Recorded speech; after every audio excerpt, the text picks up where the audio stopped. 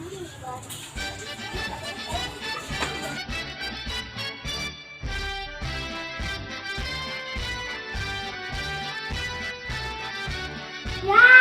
gerak. Pandang depan, gerak. Gerak. Mulai. Berhitung, mulai. 1, 2, 3.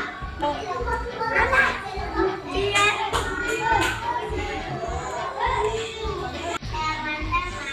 kita berdoa bersama-sama.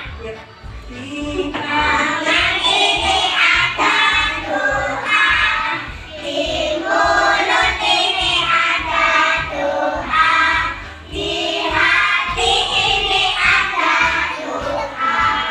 Esok lusa tetap berdoa. Ya Allah ya Tuhanku, ampunilah dosaku.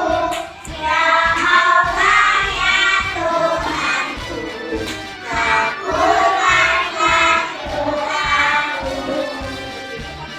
1, 2, 3, 4, 5, 6, 7, 8, 9, 10. berdoa. Mulai.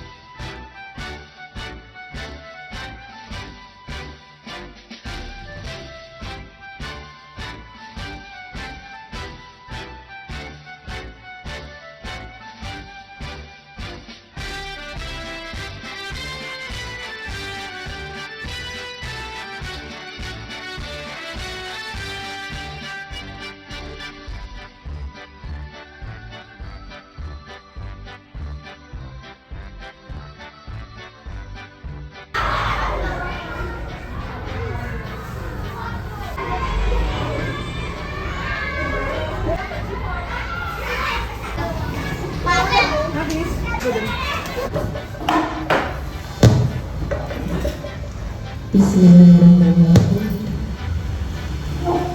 Kepada yang terhormat Ibu Sri Khairiyah, kepada yang terhormat Ibu Indah Sitiwati beserta rekan kerjanya, dan kepada yang terhormat semua rekan-rekan pendidik gugus guru di wilayah Kabupaten.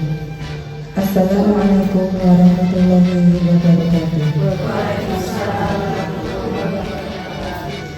Pertama-tama marilah kita panjatkan puja dan puji syukur kehadirat Allah Subhanahu wa Ta'ala, di mana pada pagi hari ini kita semuanya dapat bertemu dalam acara di TK Pertiwi Kumbang 2.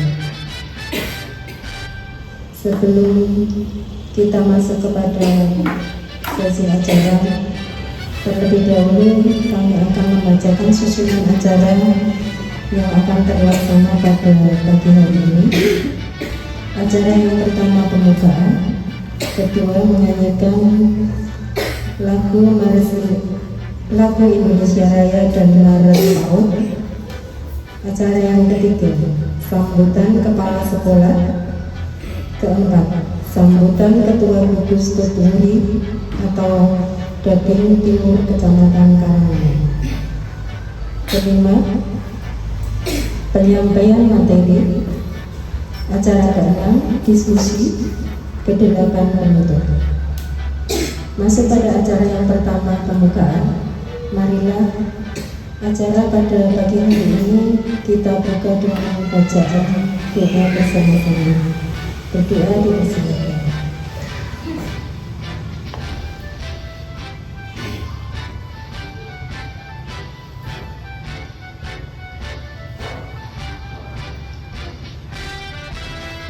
Berdoa cukup. Acara selanjutnya menyanyikan lagu Indonesia Raya dan Maret Maut yang akan dipimpin oleh Bunda Ella. Dipersilakan maju ke depan. Marilah ibu kita menyanyikan lagu Indonesia Raya.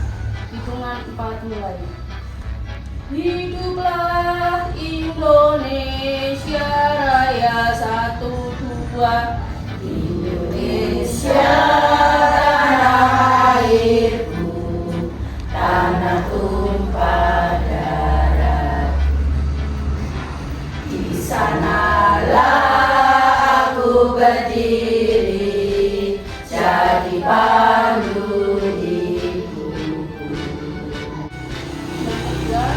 Harus masa depan cemerlang, 1, 2. Berikanlah pendidikan sejak usia dini untuk menyongsong masa depan Indonesia gemilang. Acara yang selanjutnya sambutan kepala sekolah TK Pertiwi Kumbang 2 kepada Ibu Sri Khairiyah Abdulsalam. Bismillahirrahmanirrahim. Assalamualaikum warahmatullahi wabarakatuh. Yang terhormat Ibu Ketua Gugus Dapil Timur, yaitu Gugus Terpuri Kecamatan Karanganom. Yang saya hormati Ibu Pendidik Gugus Terpuri Kecamatan Karanganom. Yang saya hormati Mbak dan Mas mahasiswa KKN UNS. Pertama-tama marilah kita panjatkan puji syukur kehadirat Allah Subhanahu wa Ta'ala yang telah melimpahkan rahmat, taufik, hidayah, inayah serta kesehatan kepada kita semua, sehingga kita semua dapat menghadiri acara pertemuan diseminasi budaya positif di TK Pertiwi Kumbang 2. Yang kedua kalinya, sholawat serta salam kita haturkan kepada junjungan Nabi besar Muhammad Shallallahu Alaihi Wasallam yang besok kita tunggu-tunggu syafaatnya di hari Yaumul Qiyamah. Semoga kegiatan hari ini dapat memberikan manfaat kegiatan kita semua. Amin amin ya Allah rabbal alamin. Bapak Ibu yang saya hormati, budaya positif merupakan salah satu tugas modul 1.4 pada pelatihan guru penggerak angkatan 7. Materi yang akan disampaikan adalah perubahan paradigma dari stimulus respon, teori kontrol disiplin positif, 5 kebutuhan dasar manusia, keyakinan kelas, dan segitiga restitusi. Materi yang luar biasa ini dapat ditetapkan di sekolah untuk mewujudkan merdeka belajar dengan mengubah paradigma kita sebagai pendidik dari stimulus respon ke teori kontrol. Kita lebih harmonis memandang seseorang sehingga hubungan sosial pendidik dengan murid berjalan dengan baik. Sebagai contoh, pendidik tidak akan langsung menyalahkan murid yang kurang baik karena menurut teori kontrol setiap tindakan pasti ada tujuan, sehingga pendidik akan melakukan komunikasi dengan murid untuk menyelesaikannya. Dengan adanya disiplin positif, maka baik pendidik maupun murid akan melakukan semua hal karena motivasi intrinsik, sehingga budaya disiplin sekolah akan terwujud. Kemudian dengan memahami 5 kebutuhan dasar manusia, hubungan sosial pendidik dan murid akan lebih baik karena lebih memahami yang melatar belakangi sikap yang dilakukan murid. Dengan keyakinan kelas, murid menjadi terarah dan merasa diraih untuk menentukan dan menjalani nilai-nilai yang dihargai, sehingga mudah untuk mengembalikan sikap murid ke arah yang lebih baik dan sesuai dengan nilai-nilai yang dihargai dalam kehidupan sehari-hari di sekolah maupun di masyarakat. Dengan segitiga restitusi, pendidik mempunyai strategi dalam menyelesaikan masalah yang muncul, baik murid maupun masalah yang muncul antara murid. Alhamdulillah, Bu Endang Setiawati, guru dari TK Pertiwi Duren 2, lolos seleksi calon guru penggerak. Semoga dalam pendidikan bisa berjalan lancar, tidak ada hambatan. Semoga bisa menjadikan lembaga kami untuk kedepannya lebih baik lagi. Amin. Dan saya berharap ibu-ibu yang belum mendaftar seleksi guru penggerak dapat termotivasi untuk mendaftar, dan yang belum lolos masih ada kesempatan untuk mendaftar ke tahap berikutnya. Saya selaku kepala sekolah di TK Pertiwi Duren 2 ini hanya bisa memberikan dukungan dan motivasi dan doa. Semoga bunda-bunda pendidik Gugus Tuturi tetap semangat menghadapi diri di bidang pendidikan, dan semoga ibu-ibu Gugus Tuturi tetap kompak dan bersatu. Amin. Sekiranya tidak saya panjang lebarkan dulu apa yang saya sampaikan. Semoga kegiatan diseminasi budaya positif di Gugus Tuturi resmi dibuka.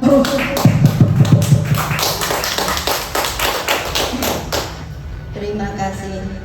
Demikian yang saya dapat sampaikan. Jika ada kata-kata saya yang tidak berkenan di hati ibu-ibu semua, saya mohon maaf yang sebesar-besarnya. Sekian, terima kasih. Wassalamualaikum warahmatullahi wabarakatuh.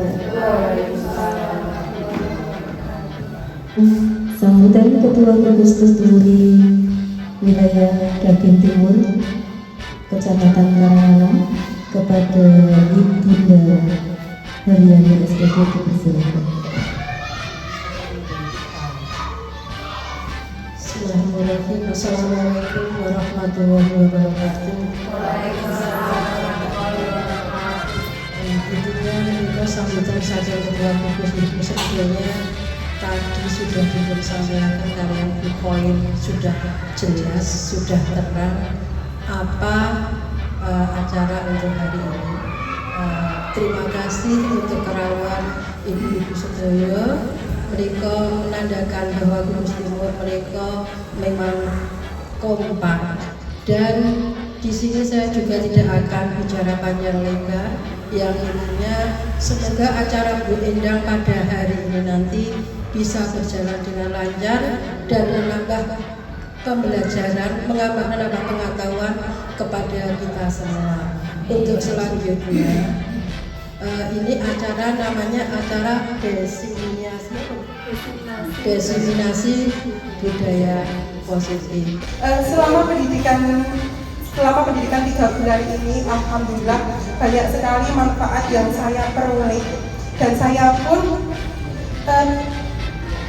berhasil mengintrospeksi diri saya sendiri. Ternyata pembelajaran apa yang saya lakukan selama ini, yang dulunya sudah saya anggap merasa benar, ternyata banyak yang salah, Bunda.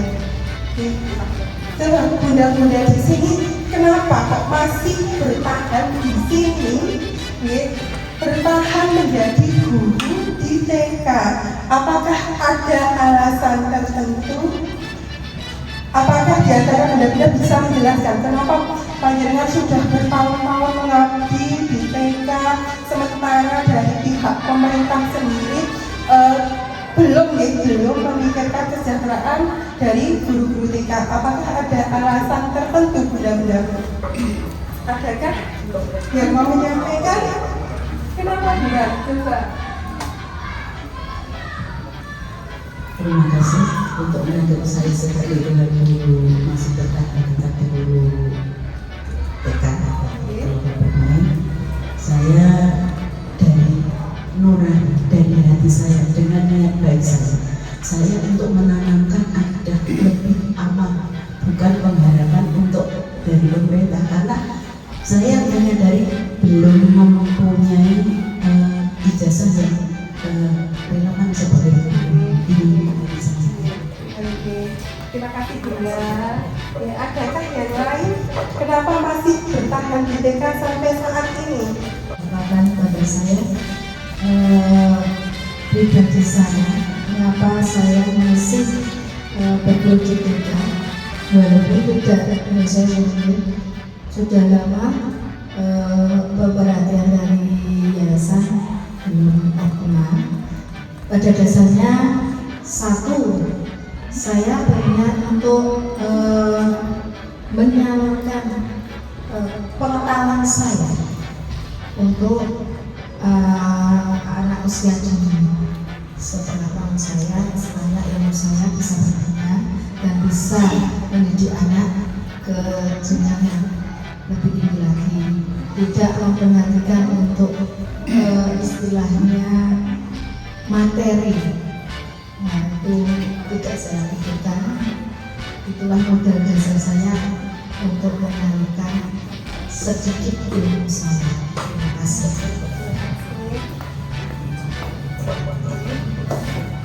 Mbak Riri, ada tambahan mungkin?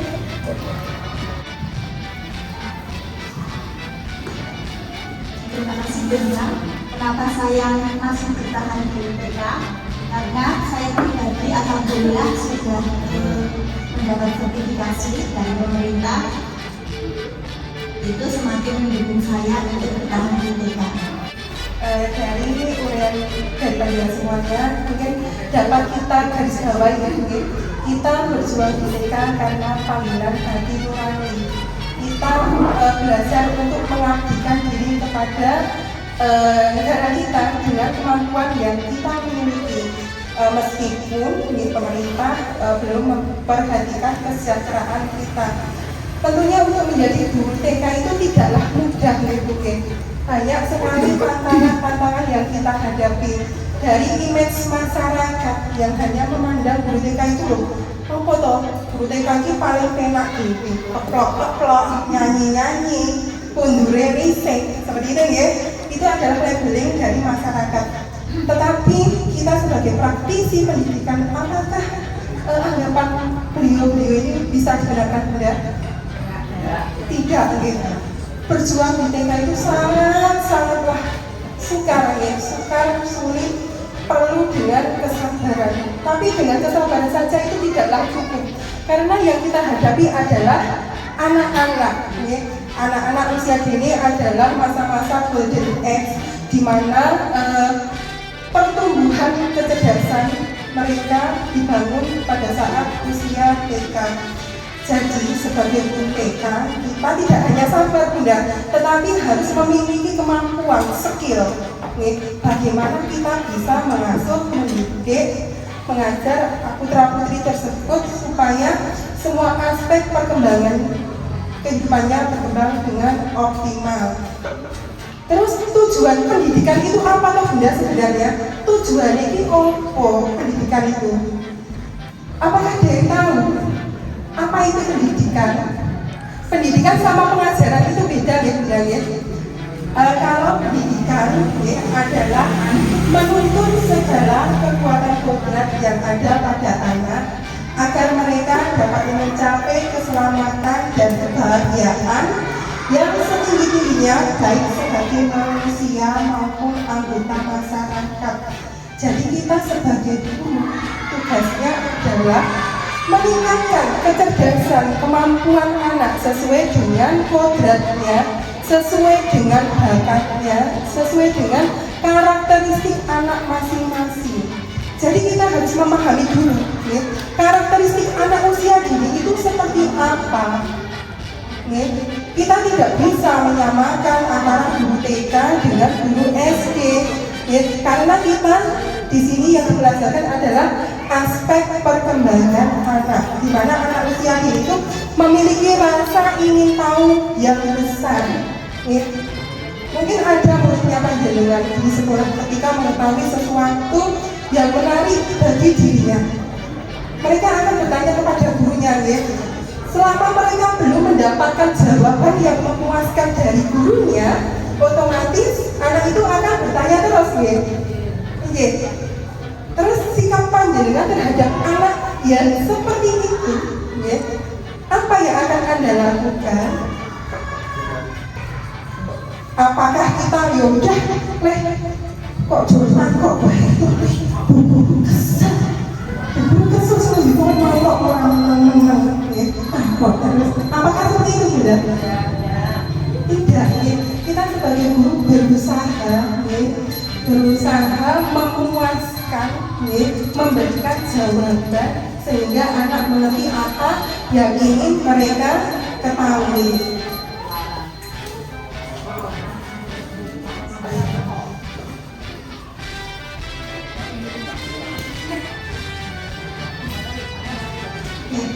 Pendidikan adalah taman pendidik.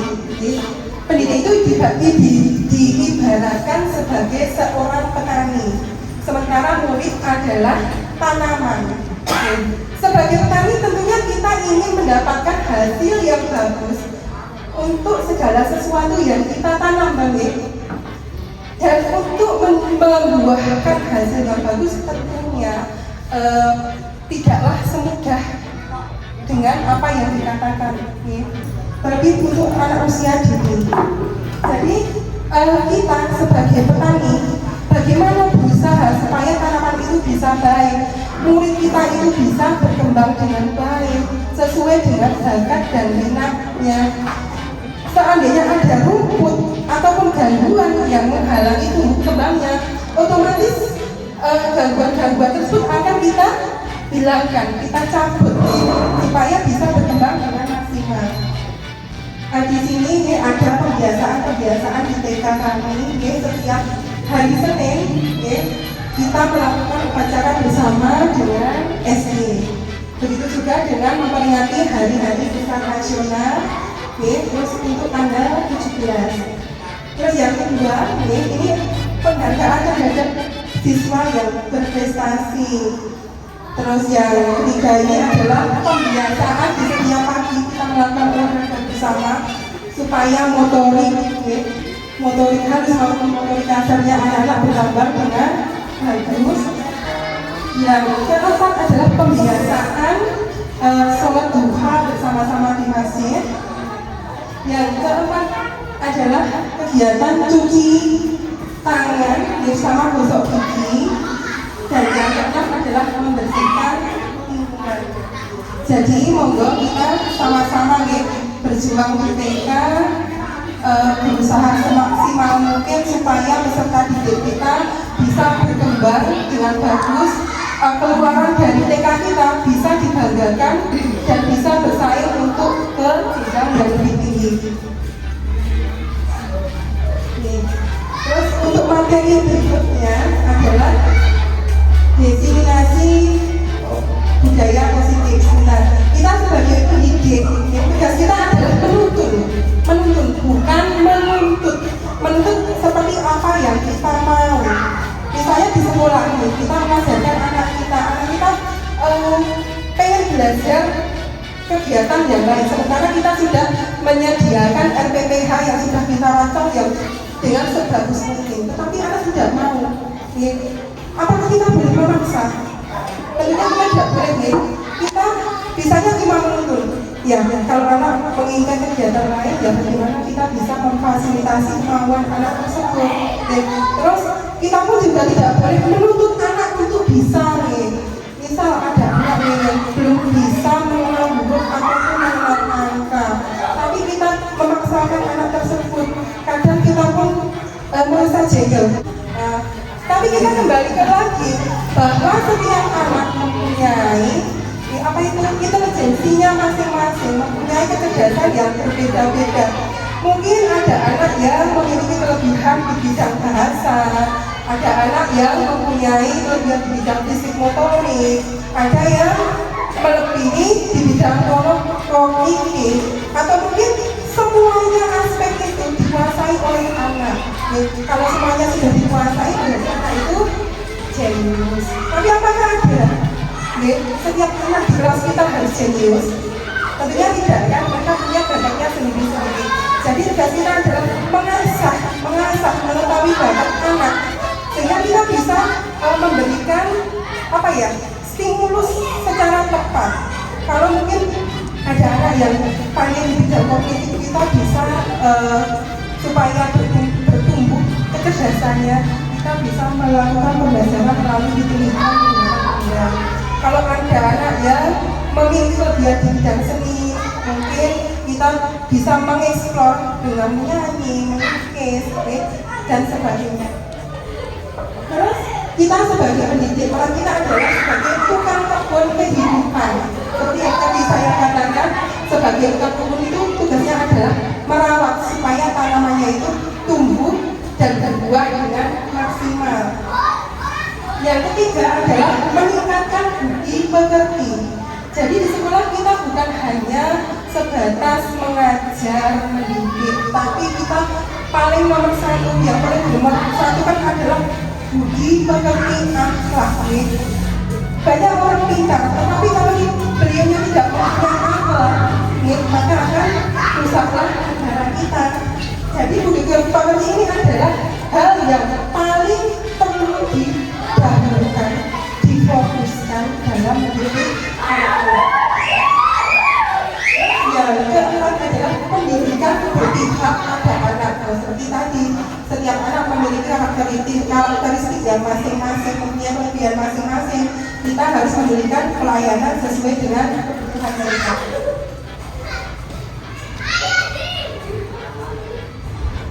Budi pekerti sesuai dengan kodrat alam dan kodrat zaman. Yang dimaksud kodrat alam di sini adalah bawaan dari lingkungan sekitar kita.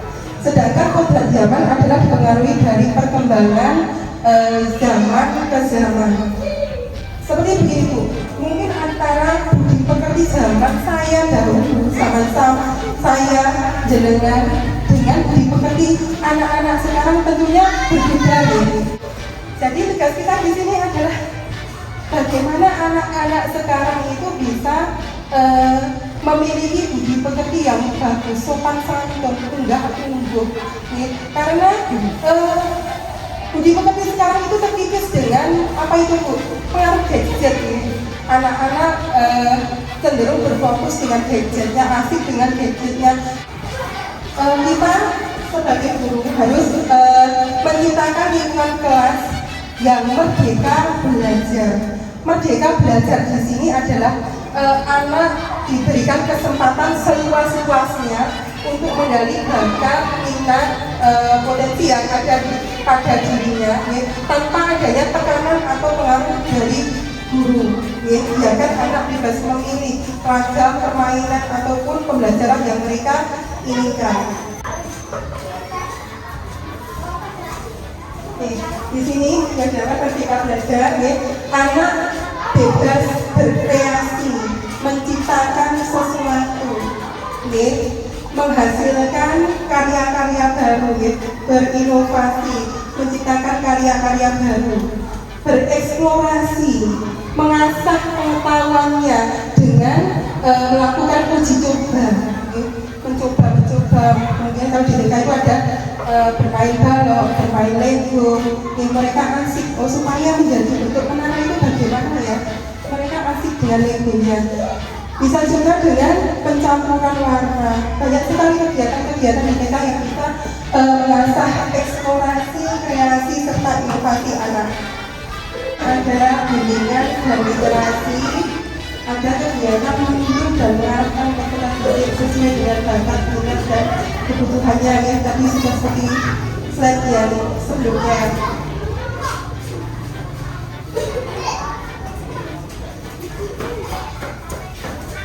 Kita sebagai guru sebelum mengajar, ya, kita harus melakukan perencanaan pembelajaran yang bervariasi dengan memanfaatkan teknologi dan alam sekitar berdasarkan karakteristik peserta didik dan mengaitkan materi dengan kehidupan nyata. Jadi kita sebagai guru sebelum pembelajaran kita ya buat RPTH-nya, sing ardulan foto.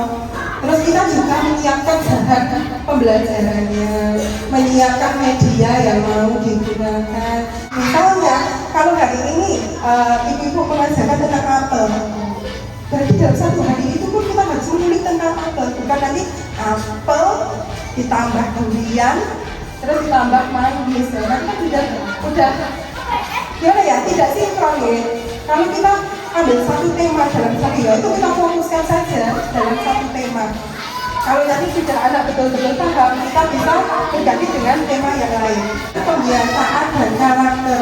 Pembiasaan adalah kegiatan yang sifatnya rutin, sifatnya rutin dan untuk membentuk kepribadian anak. Misalnya ketika anak-anak baru datang, dibiasakan untuk bersalaman dengan gurunya, mengucapkan salam, kemudian meletakkan sepatu di tempat rak sepatu, meletakkan tas, seperti itu, mulai dibiasakan.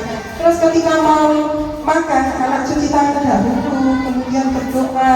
Ketika pulang, anak-anak berpamitan dengan gurunya. Itu melalui pembiasaan, ya. Terus berkata sopan, tidak berteriak kepada guru. Ketika anak-anak panjenengan merasa tidak tahu, mau meminta bantuan kepada gurunya, kita biasakan dengan ucapan-ucapan yang sopan, ya. Bu, minta tolong, Bu, minta dibantu. Meningkatkan kompetensi diri dan kegiatan sosial. Kegiatan kita sebagai guru harus meningkatkan kompetensi fotoresensi itu kegiatan PTK, ya. Sosialisasi PTK di sini juga kemarin. Terus ini ada workshop, ya. Sebagai guru kita harus meningkatkan kompetensi kita biar kita, ya, tidak dipandang rendah sama pada sekolah yang lain. Gue loh guru TK ternyata kok yo berprestasi, pinter, IT-nya yo jos. Kan kalau kita bergabung dengan teman-teman ini, kita harga diri kita itu ada buatnya di skala ini. Jadi kita bersama-sama, Bu. Seandainya di Google atau ada apa, ada workshop, ya, ada workshop. Kan sekarang banyak sekali workshop online. Ya, kita yang tidak berbayar itu, ya, kita mencoba mendaftar, ya, biar kemampuan kita, pengetahuan kita bisa bertambah dan kita bisa menangani peserta didik kita sesuai dengan bakat minatnya. Minasi budaya positif. Budaya itu apa?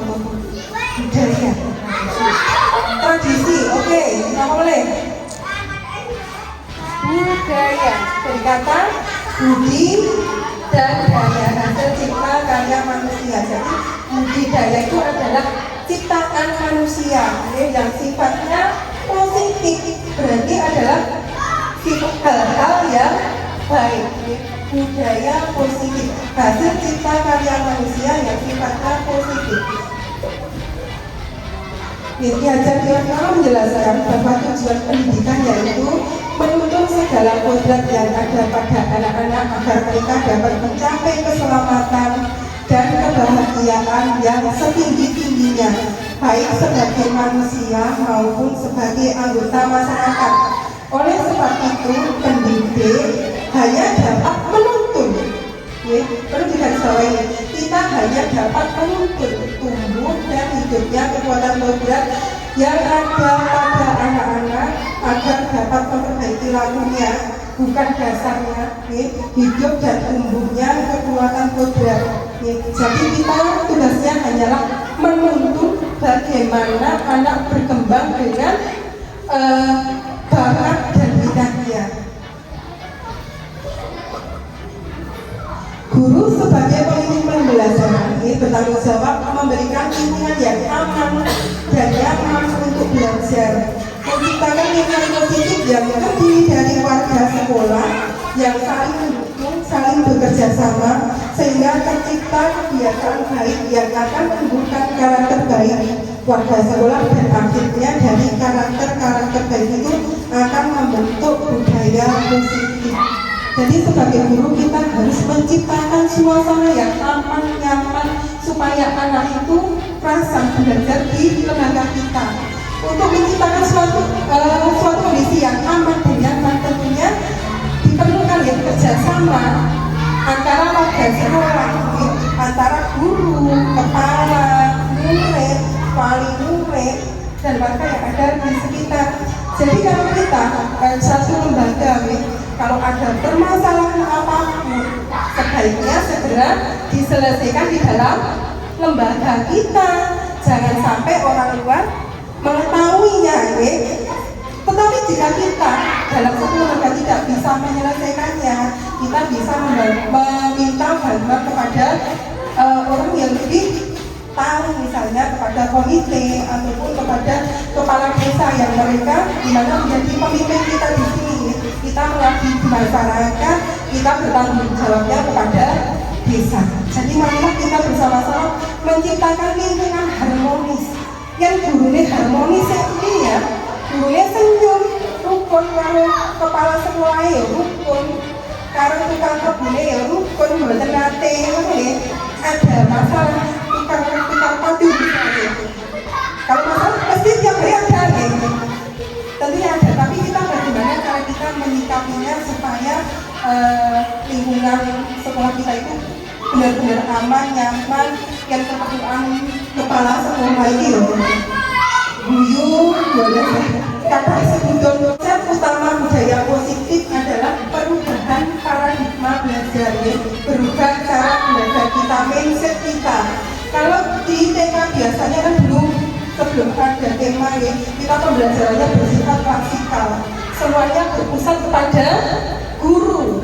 Anak belajar berdasarkan kemauan guru, anak belajar atas inisiatif guru. Jadi mindset kita mulai saat ini kita rubah. Kita sebagai guru hanya bersifat memfasilitasi ragam lain, bahan pembelajaran, dan kita memberikan kebebasan kepada anak. Cepat mainannya, kita beri literasi sedikit, biarkan anaknya berimajinasi benar, biar mereka bereksplorasi, menciptakan sesuatu yang baru tanpa adanya tekanan dari kita. Yang kedua adalah disiplin positif. Di sini disiplin positif adalah pembiasaan, mulai pembiasaan dari hal-hal yang sifatnya positif. Yang ketiga, memotivasi perilaku manusia. Yang keempat, kebutuhan dasar manusia. Yang kelima, posisi kontrol restitusi. Yang keenam, keyakinan kelas. Yang ketujuh, segitiga restitusi. dalam upaya menumbuhkan penerapan budaya positif di sekolah serta menciptakan lingkungan pendidikan yang kondusif. Budaya positif secara konsisten dilakukan oleh guru dan siswa sehingga visi sekolah akan terwujud. Di sekolah tentunya kita mempunyai visi dan misi. Visi itu adalah suatu harapan. Mau seperti apa lembaga kita, itu tertuang dalam visi. Visi bisa tercapai jika ada kerjasama antara warga sekolah. Menumbuhkan dan menerapkan budaya positif pada siswa, mewujudkan siswa yang berpendidikan berprofil Pancasila sesuai dengan visi sekolah. Tadi adalah tujuan dari budaya positif. Jadi untuk menumbuhkan dan menerapkan budaya positif di sekolah, mewujudkan siswa yang berprofil pendidikan Pancasila.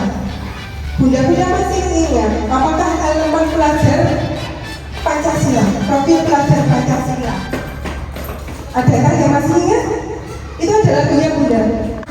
Belajar Pancasila, beriman dan bertakwa pada Tuhan Yang Esa dan berakhlak mulia, bekerja dengan global, gotong royong mandiri, kreatif dan bernalar kritis. Itu adalah tujuan dari pendidikan yang sudah tercakup dalam profil pelajar Pancasila. Tolak ukur keberhasilan daripada budaya positif di sekolah adalah terbentuknya keyakinan melalui kegiatan kesepakatan kelas yang dilakukan wali kelas dan siswa. Siswa mampu menerapkan dan menjalankan keyakinan kelas yang dibuat.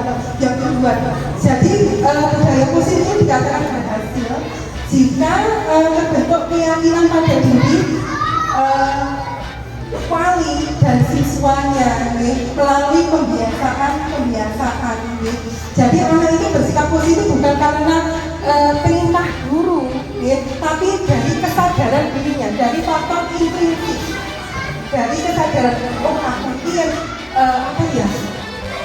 bersikap positif, kedepannya saya bisa seperti ini. Kalau saya pengen jadi anak pintar, otomatis saya harus rajin belajar. Seperti ada kesadaran dalam dirinya, tanpa ada paksaan ataupun perintah dari guru maupun orang tua. Apa itu budaya positif? Tadi sudah budaya positif merupakan perwujudan dari disiplin positif dan nilai-nilai kebajikan universal yang diterapkan di sekolah. Budaya positif bisa kita awali dengan penerapan keyakinan kelas, nilai-nilai kebajikan apa saja yang harus diyakini oleh siswa, dan hal-hal apa saja yang bukan merupakan nilai kebajikan kelas.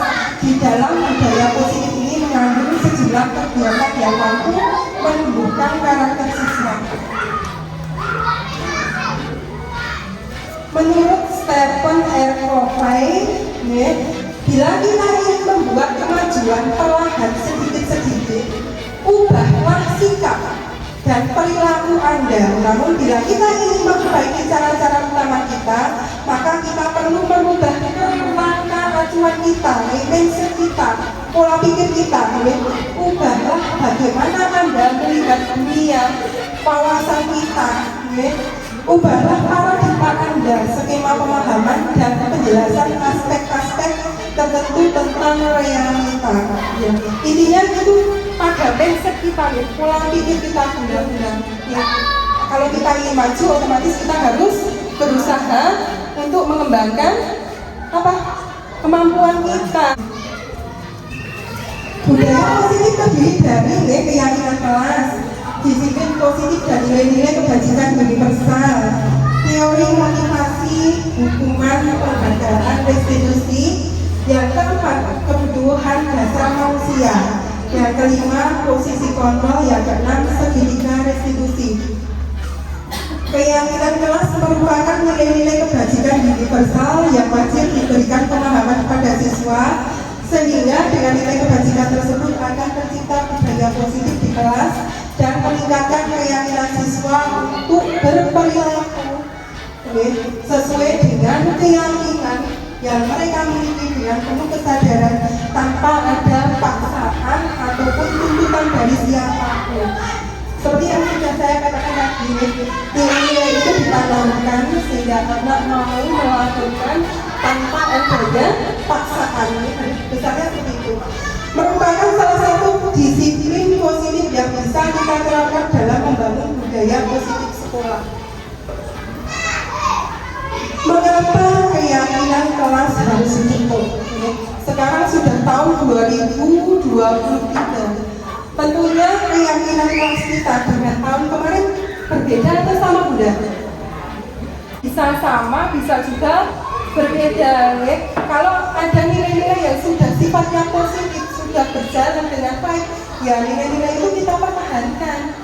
Seandainya nilai-nilai itu tidak pas dengan kondisi karakteristik siswa lembaga kita, ya udah kita lepas, kita ganti dengan keyakinan yang baru.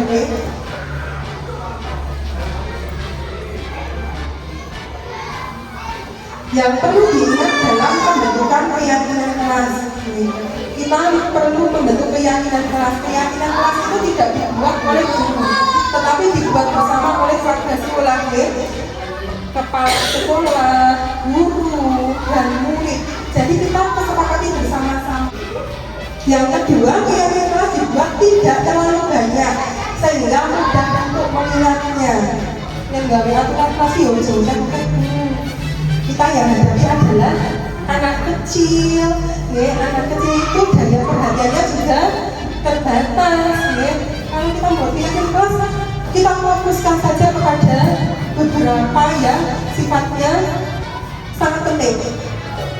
Yang ketiga adalah keyakinan kelas supaya yang bisa kita terapkan di lingkungan kelas di suatu sekolah. Semua warga kelas hendaknya ikut hadir dalam pembuatan kelas lewat curah pendapat. Ini kita tidak boleh langsung membuat kesepakatan sendiri, tapi kita harus curah pendapat, menerima masukan dan kritik dari warga sekolah. Prosedur pembentukan keyakinan kelas: mempersiapkan warga sekolah atau murid untuk curah pendapat tentang keyakinan yang perlu disepakati, mencatat semua masukan-masukan dari murid di papan tulis atau kertas yang besar agar semua anggota kelas bisa melihat hasil curah pendapat. Susunlah keyakinan kelas sesuai keputusan yang diambil bersama untuk dijadikan keyakinan kelas yang siap dilaksanakan semua anggota kelas. Di sini curah pendapat. Langkah-langkahnya ya ini ya. Curah pendapat. Pertama, siswa diminta mencurahkan pendapat mereka tentang keyakinan kelas yang mereka inginkan. Sampaikan sesuatu yang itu tapi kita bersama-sama buat keyakinan kelas bersama-sama. Keyakinan kelasnya harus kita sepakati bersama. Intinya tidak membebani kalian. Ayo bersama-sama dulu. Misalnya apa ya? Kita minta pendapat dari anak-anak. Contoh keyakinan kelas di TKP itu dua.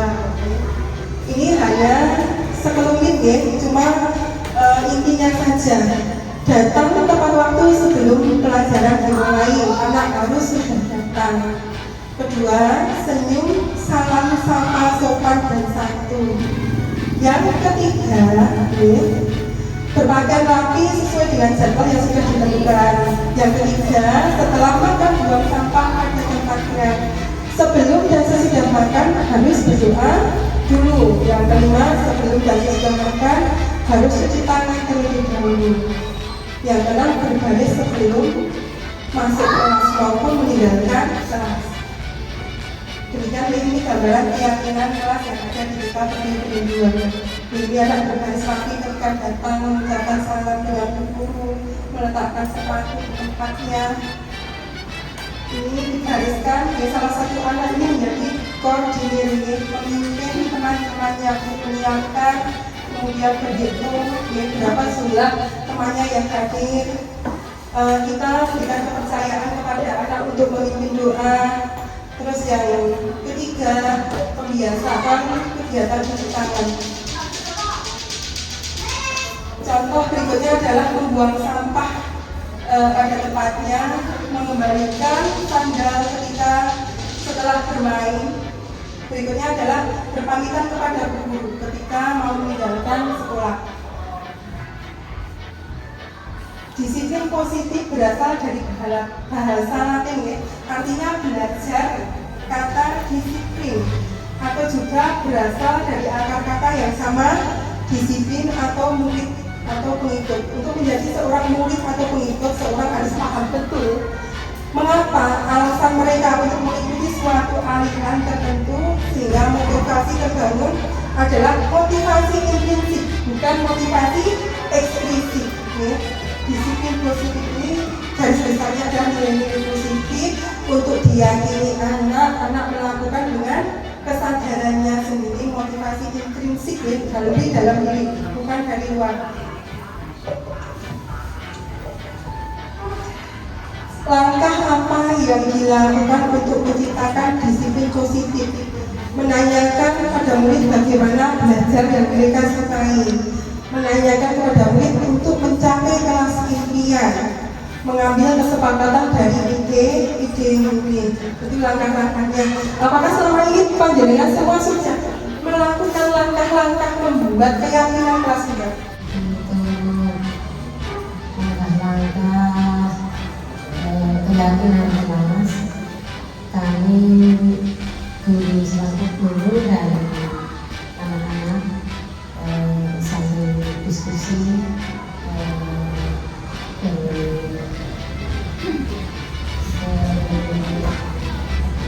cerita sama anak-anak tentang seperti peraturan atau keyakinan kelas yang positif yang bisa dilakukan sama anak-anak dan sama gurunya agar dalam lembaga itu bisa nyaman, aman, dan anak-anak dapat belajar dengan baik dan maksimal. Nah, untuk kesepakatan kelas ini kami juga berunding ada yang mengungkapkan ide-idenya, nanti kita sharing, kita dapat nanti yang kira-kira kita bisa melakukannya, nanti kita coba dulu. Kalau hasil yang baik maksimal, nanti kita bisa lanjutkan lagi. Nanti kalau ada yang kurang baik, kurang maksimal, kita bisa evaluasi lagi. Terima kasih. Teori motivasi, hukuman, dan penghargaan serta restitusi. Motivasi adalah hasrat itu apa? Keinginan dalam diri kita, ya, atau dorongan yang ingin pada diri seseorang secara sadar atau tidak sadar untuk melakukan suatu tindakan dengan tujuan tertentu. Motivasi Anda sebagai guru nopo? Anda menjadi guru, pengen apa? Motivasi ini apa? Ya. Kalau sudah ada motivasi dalam diri, otomatis kita menjalankan profesi kita sebagai guru akan merasa ringan, tidak terbebani. Lillahi ta'ala, nawaitu kita berjuang mengabdi, ya. Jadi kalau ada apa-apa, bismillah, Gusti Allah mengoperasi insya-Allah. Jadi ladang pahala kita semuanya menjadi yang bisa. Terus hukuman adalah tindakan yang sengaja diberikan kepada anak yang melakukan suatu kesalahan agar anak tersebut menyadari kesalahannya dan berjanji dalam hatinya untuk tidak mengulangi. Apakah bunda-bunda di lembaga pernah melakukan hukuman atau bahkan sering menghukum peserta didik panjenengan ketika melakukan kesalahan? Menasehati, sama pelan-pelan, tahu ini kesalahan ini, nanti aku jadi begini. Terima kasih juga. Sebenarnya hukuman itu boleh juga kok dilakukan di tingkat, tergantung dari situasi dan kondisi. Ya, boleh, tetapi kalau bisa jangan sampai dilakukan. Kenapa toh? Kok tidak boleh menghukum kepada anak? Kenapa, Bu? Sebetulnya ya sebagai guru kita juga manusia biasa yang menghadapi anak-anak. Contohnya saja di sekolah saya, ada yang luar biasa hebatnya. Terus di alam-alam diumpaki sing kaya padha wae. Masa guru yang tidak hukum, guru tidak dihakim. Akhirnya setiap hari kita juga kaya apa sing ngerayu itu juga anak itu dari kami memang seperti itu. Jadi saya dengan Bu Marziah, dengan Bu Umi dan Bu Irma paham betul kalau dia kadang menjengkelkan, ya memang kita memberikan hukuman, tapi hukumannya seperti ini. Tak balik neng KB, malah melayu neng KB.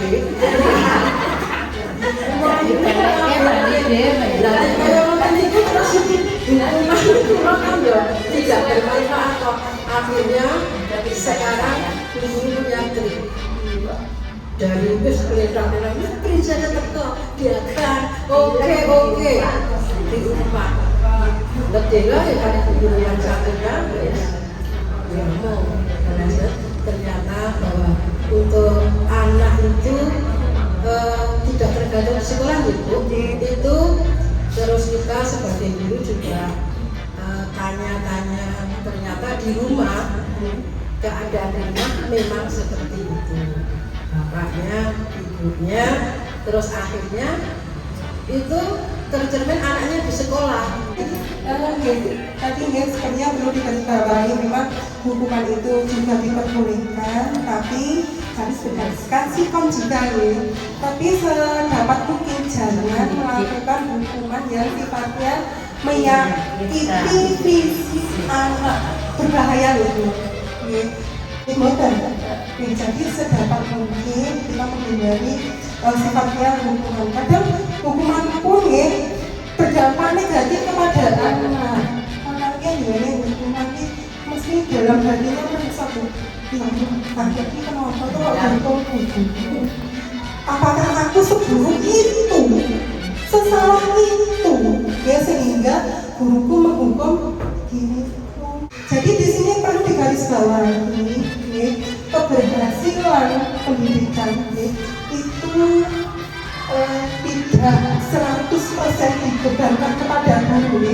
Sebenarnya kita itu hanya mitranya orang tua, bantu orang tua supaya pendidikan anaknya itu bisa berhasil. Tapi kalau di rumah saja, orang tuanya memperlakukan anaknya dengan semena-mena, salah sitik ciwel, anak menjadi apa? Stres. Mereka mencari pelampiasannya di mana? Di sekolah. Jadi ketika di rumah mereka mendapat perlakuan kasar dari orang tuanya, ketika di sekolah mereka melakukan hal-hal yang tidak baik, marilah kita menjadi orang tua kedua, berusaha untuk menyayangi anak tersebut, di mana kasih sayang tersebut tidak dia dapat dari kedua orang tuanya. Tempat saya juga ada, tapi alhamdulillah yang pagi istilahnya publik senyum lapor ini mau apa setelah makan lapor itu sudah begitu aja, anak merasa diperhatikan. Gimana Pak Ayu banget kan dengar saya ngejar simpen JPT kok anaknya saya membahas anak sudah merasa senang. Terus ketika kita jam istirahat, kita tidak fokus di dalam kelas, kita menemani anak-anak ketika bermain. Sambil bermain kita tanya, Bu, kalau di rumah bapak ibu ini jadi sinau apa buatan? Oh buatan guru. Bapak ada loh, bapak saya juga ada. Bu, aku ini orang tua di suami ibuku sibuk sama HP. Nah seperti itu ada. Oh sibuk sama HP, katanya suruh belajar sendiri. Lah kok anak TK kok diajak suruh belajar sendiri? Apakah bisa? Ya, padahal pada masa PAUD anak itu perlu pendampingan, arahan, ya, motivasi dari kedua orang tuanya. Ya, kalau orang tuanya saja lepas tangan, bagaimana tanggung jawab diberikan kepada kita, ya kita menamani mereka waktunya cuma terbatas ya Bu ya, 2 sampai 3 jam. Aku yang enek apa-apa anak orang dulu salaman karo ibune, pas masuk sekolah sing disalahke guru. Terus yang ketiga adalah penghargaan. Sesuatu yang diberikan kepada seseorang atau kelompok yang melakukan suatu keunggulan di suatu bidang. Apakah Bunda sering memberikan penghargaan kepada siswa yang dianggap mampu atau berhasil ataupun berprestasi? Terima kasih Bunda Indah yang sudah memberikan waktu pada kami. Hadiah ya tadi ya. Biasanya ya ada sebuah pujian atau rewardnya itu kita berikan bintang atau stempel di tangan seperti itu, atau diberi tepuk tangan seperti itu. Mungkin ada yang lain, teman-teman yang lain mungkin bisa berbagi di sini. Kalau saya hanya sekitar itu yang jelas tetap pujian, rayuan seperti itu, karena guru TK pintar merayu seperti itu. Jadi sebenarnya bertolak belakang dengan hati kita ya, bertolak belakang dengan hati kita, tapi walaupun bagaimana guru mau tetap jadinya walaupun tidak sesuai dengan kenyataan, kita ya berbicara yang lebih menguatkan anak-anak biar tidak termotivasi seperti itu. Mungkin yang lain bisa menambah. Terima kasih. Sebelum saya mengikuti guru penggerak, saya sering sekali bahkan ketika anak saya berprestasi, mencapai suatu kejuaraan ataupun di antara teman-teman mereka dia menjadi anak yang paling unggul, saya sering memberikan penghargaan, entah itu piala, entah itu buku, ya, ataupun cuma sekedar ucapan. Dan ternyata itu salah Bunda, ya, karena kita mematikan, ya, kemampuan intrinsik anak. Anak akan melakukan sesuatu jika dia mendapatkan hadiah. Jadi kita itu istilahnya apa nih? Malah mematikan kreativitas anak. Anak akan berprestasi, anak akan belajar terdorong karena dia mendapat hadiah, iring-iringan, bukan dari kesadaran dalam dirinya. Monggo mulai sekarang kita rubah, Bunda. Ternyata itu salah dan sudah lakukan penelitian dari ahli psikologi ini, dari psikologi anak. Ternyata itu justru mematikan kreativitas anak. Kalau kita memuji ya kita memuji yang sewajarnya saja. Jangan anak merasa pongah, jadi sombong. Aku wis esok ini terus aku wis rasa sinau wae. Akhirnya nopo? Iya, kecerdasan anak justru akan menurun. Tuhan dasar manusia dan di dunia. Ya. Yang pertama adalah kebutuhan bertahan hidup. Ya. Setiap anak mempunyai hak hidup, ya, dari masa kandungan sampai anak dilahirkan. Ya. Anak memerlukan, ya, perlakuan dari orang yang lebih tua supaya anak itu bisa tumbuh dan berkembang, mendapatkan perlakuan yang baik dari kedua orang tuanya, dari gurunya, dari lingkungan masyarakatnya. Ya, dari sejak di dalam kandungan sudah dilindungi oleh undang-undang. Ya, siapa yang melakukan abortus, ya, kepada janin akan dikenakan hukuman. Jadi kebutuhan bertahan hidupnya sudah dilindungi oleh pemerintah dalam peraturannya, ya. Terus yang kedua adalah cinta dan kasih sayang. Dari anak usia balita hingga lanjut usia pun, setiap orang pasti memerlukan cinta dan kasih sayang, diperlakukan baik oleh keluarga, orang sekitar, masyarakat tempat anak tinggal, seperti itu. Terus yang ketiga adalah kebebasan.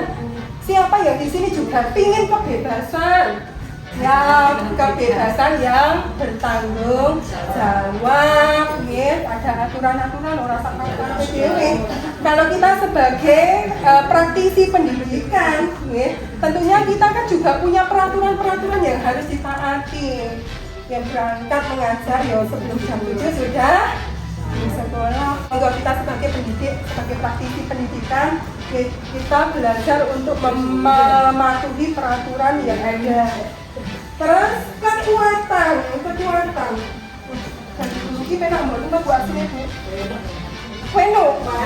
Penak itu putih Bu. Apa lagi?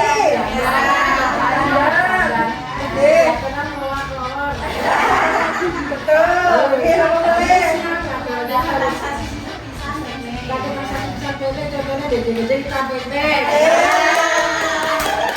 Kaosnya anyar ya Bu. Kaosnya anyar. Ya, itu adalah sebagai kekuatan dalam diri kita ya.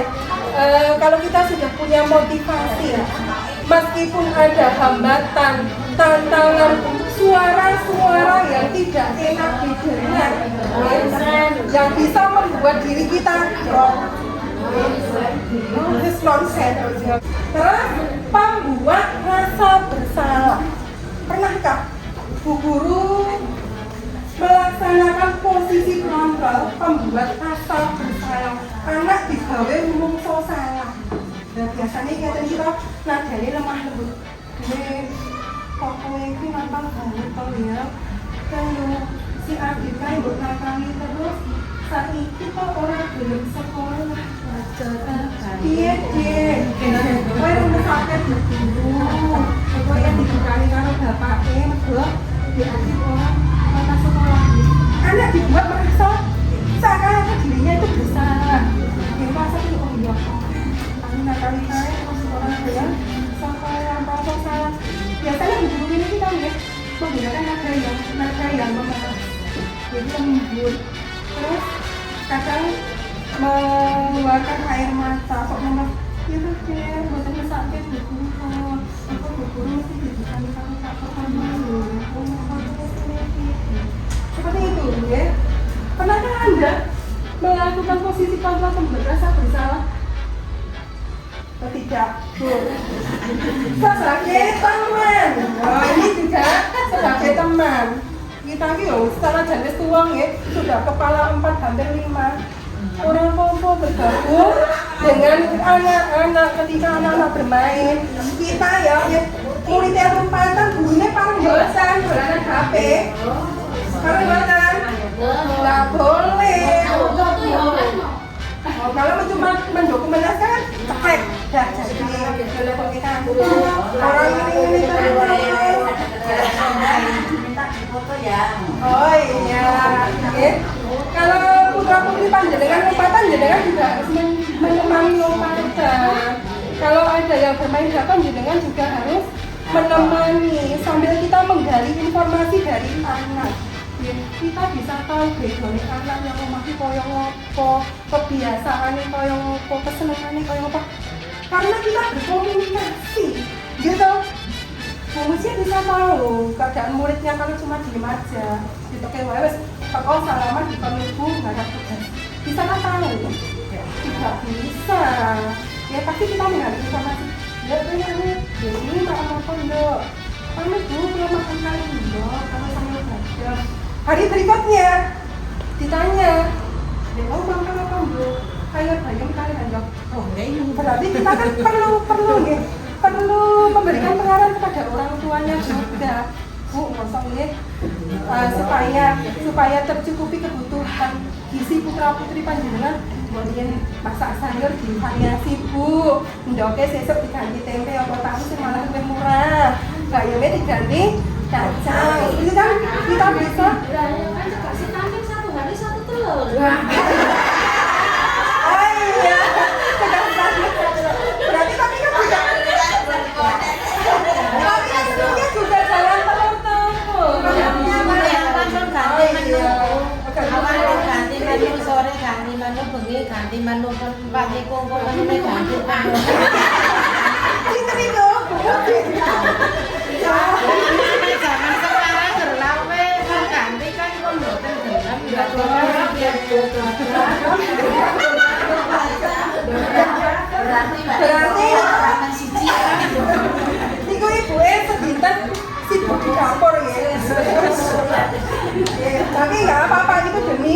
kesehatan anak kita. Ya, memang perlu pengorbanan Bu. Kakak stunting. Kurang kompak. Cegah stunting. Oh, sangat penting. Berarti kamu bilang. Cegah stunting.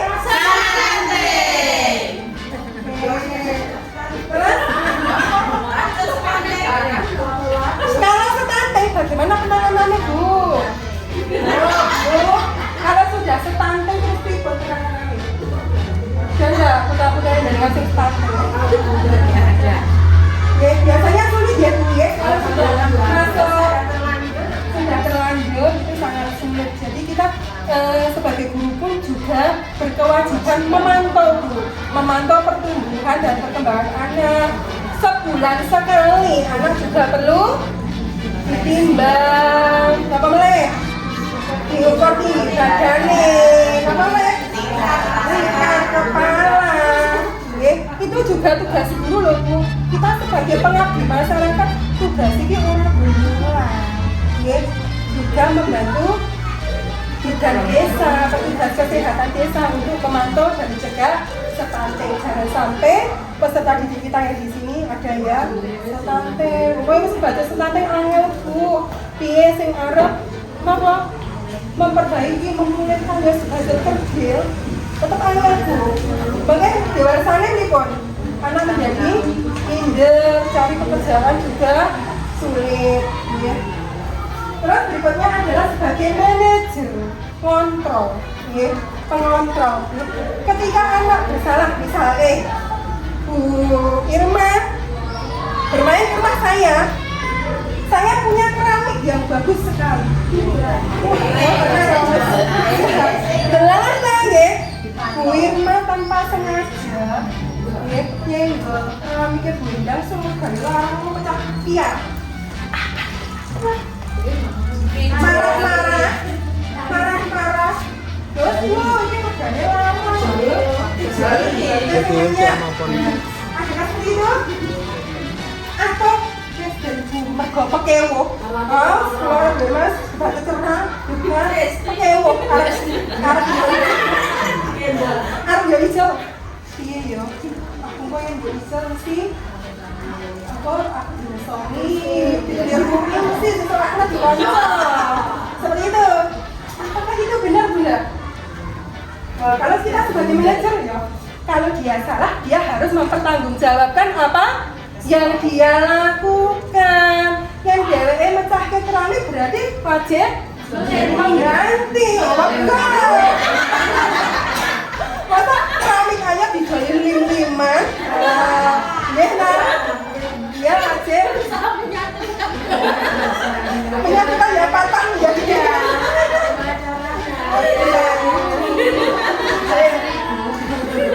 ya itu adalah posisi sebagai manajer kita sing ora isohan sing ora tegelan ngoten itu dihindari Bu ya dihindari yo yen apa nggih koncone tekane telat-telat terus kok mergo wis baca cerah tapi yo repot anak cilik apa sih telat-telat ora apa-apa tapi dalam hati jenengan pasti ngundel loh aku enggak bisa mengkritik bayarnya podo tapi gawe aku dari dewe resek kuras resek niatke bahan pembelajaran ya terus siji setengah mulu lagi teko beda-beda lah kayak UPS kira-kira hati temannya ini ngundel mboten mesti yang tetap ngerundel tapi mergo ewok kuwi mau ngundelnya boten jero mungkin nanti imbasnya kepada keluarga halo Pak koncoku mulang kae lho mangkate nawan-nawan terus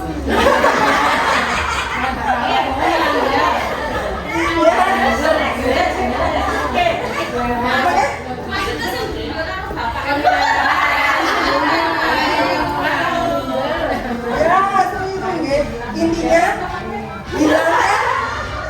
hilangkan budaya ewo pekewo. Kalau memang peraturannya seperti seperti itu. Teman jenengan salah yo dielengke. Bu, kita itu berjuang di masyarakat loh, nggih. Kalau jenengan dan tindak awan, coba dipersani kali masyarakat sekitarnya ini, jenengan bisa mboten. Kalau tadi mesti hatinya sopan. Ya loh. Nggih, mboten dia Bu yang kulino disiplin. Mangkat risik. Ya nak tahu ini masih dalam hati bergejolak, Bu. Masih dalam bergejolak dengan hati nuraninya. Guru kok telatan. Murid ini teko ngenteni kok lagi trontong-trontong. Ya enggak, enak enggak sebagai guru kita seperti itu? Akhirnya sih iso nambani loro gelombang yang ngerti. Semoga tidak sakit hati ya. Akhirnya dibalik justru karena sakit hati. Terus aku kok bangga jadi guru di kalian di murid.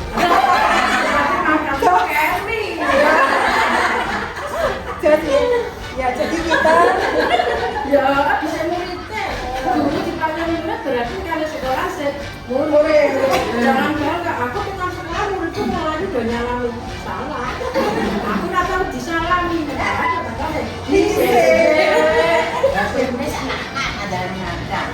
Ya, monggo kita perbaharui sikap-sikap kita ya. Kalau kemarin kita belum disiplin, monggo dalam diri kita sendiri aja. Seumpama kita orang tegel, orang ikan cari, udah kita beri contoh dulu.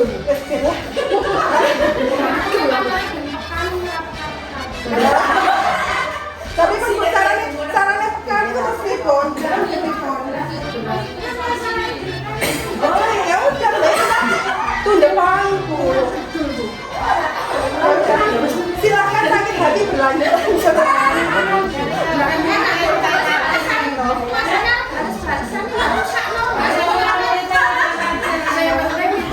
Dengan sekolah itu mau handar ini, akhirnya jadi sekolah mau. Jadi ininya kesadaran ibu, kembali kesadaran ya. Mau aku cegah. Oke, berarti itu juga bagus ya. Berarti kita berusaha saling menutupi kekurangan, kelemahan dari teman kita. Itu sudah jos sekali. Tapi alangkah baiknya dibicarakan, diselesaikan biar yang bersangkutan berusaha untuk memperbaiki diri. Karena kan di sekolah sudah ada tata tertib guru, tata tertib kepala sekolah, tata tertib peserta didik. Tetapi di bawah si air guru Sudah kenapa? Beres-beres kan kenapa sekolah? Karena kalau bahasa dulu di bukan apa-apa maksudnya intinya kita saling menyadari, saling membantu ya. kerepotan kita juga Tidak tahu ya. Tas, tepuk tangan buat kita dulu. kalau mungkin pagi sebelum berangkat sekolah ada yang mencuci, kenapa saya bisa berangkat pagi sama saya tidak tahu.